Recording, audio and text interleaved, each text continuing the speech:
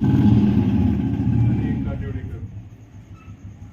खरं म्हणजे तुम्हाला आश्चर्य वाटलं असेल की दादांच्या विरोधात कसं काही, कारण मी नेहमी दादांच्या बरोबर राहिलो. चांगला काळ असेल, वाईट काळ असेल, जे काहीतरी निर्णय घेतले त्याला मी नेहमी साथ दिली. कुठल्या याच्यामध्ये मी कधी, कारण भाऊ म्हणून तो म्हणत तसे मी उडी मारतो. कधी विचारलं नाही की असं काय करायला पाहिजे का. मला वाटलं बऱ्यापैकी लोक मला ओळखतात, मी इथंच लहानाचं मोठं झालोय. पण जेव्हा आमची चर्चा झाली तर माझं असं दादांना म्हणणं होतं की आपण आमदारकीला तू आहेस तर खासदारकी तरी आपण साहेबांच्या दिली पाहिजे. कारण साहेबांचे जे काय आपल्यावर उपकार आहेत, तर गावकरी म्हणून तुम्हाला सगळ्यांना माहिती आहे की आमच्यावर पण साहेबांचे किती उपकार आहेत. आणि साहेबांचं वय आता 83 झाल्यामुळं त्यांना सोडणं हे मला पटलं नाही.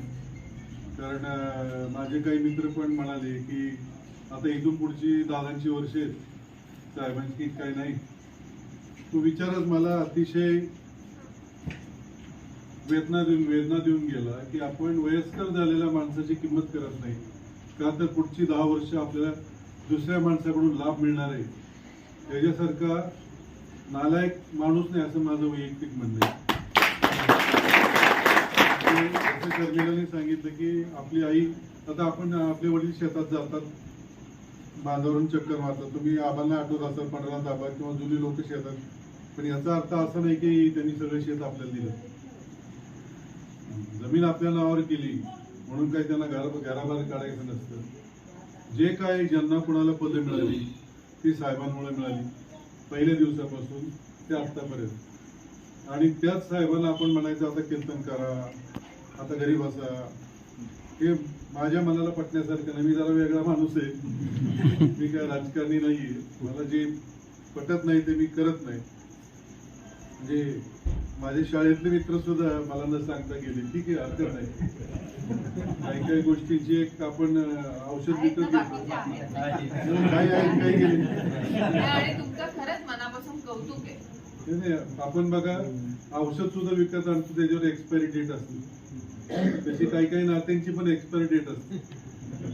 ती एक्सपायरी झाली समजायचं आणि पुढे चालत राहायचं, वाईट वाटून घ्यायचं नाही. एकच आयुष्य, आता 60 वर्षाचा आहे मी, आणि मला दबून वागायचं नाहीये, दबून जगायचं नाही.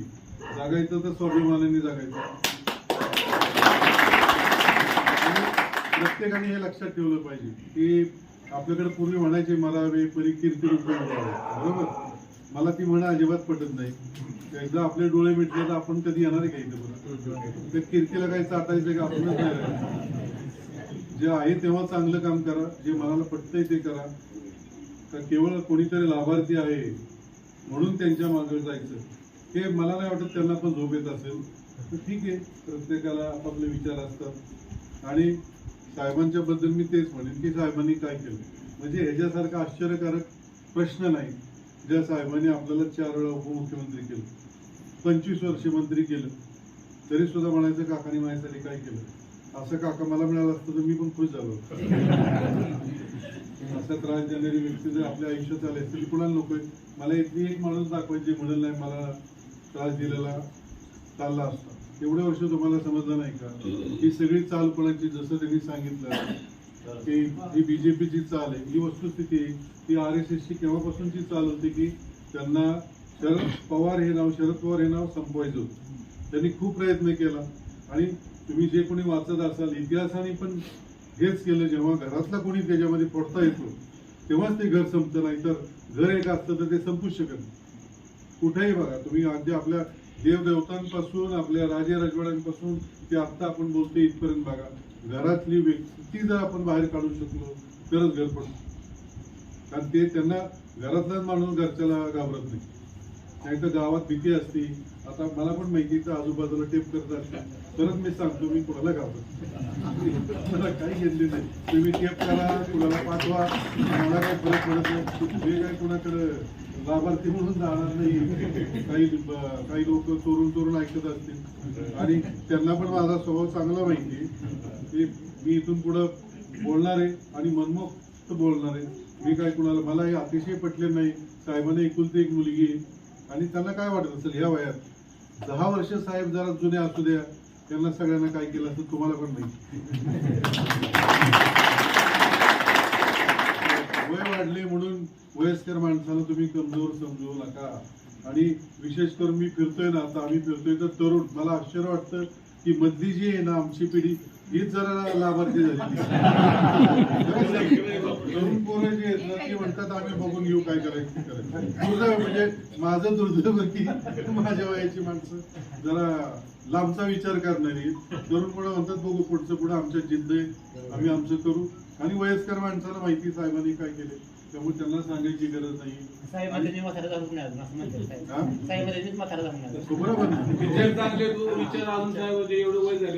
मला एक सांगा, साहेब एवढे वर्ष होते, साहेबांनी कधी कुणाला आवाज सोडून बोललेला असेल तर साहेबांनी कधी कुणाचा भाप काढला असेल तर मला सांगा.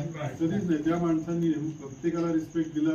फक्त मधले 25-30 वर्ष त्यांनी ते दुसऱ्यांवर सोपवलं होतं की बाबा मी दिल्लीत आहे तर तुम्ही हे बघा.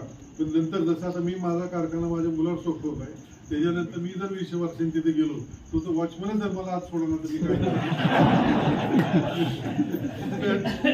वॉचमनला पण माहित नाही की असं घडलेलं आहे. आता तुम्हाला मोठा उद्योगपतीचा सांगतो तो रेमंडवाला सिंगानी आहे, त्यांनी पोराला प्रेमाने सगळे कंपनीचे शेअर दिले, पोराने बापाला बाहेर काढलं आणि बाप आता बिचारा घरमध्ये फिरतोय. हा इतिहास आहे. पण बराच सांगतो आपण खेडेगावातली माणसं आहोत, आपण मरेपर्यंत वडिलांना आईला सांभाळतो, त्यांचा दवादारू करतो.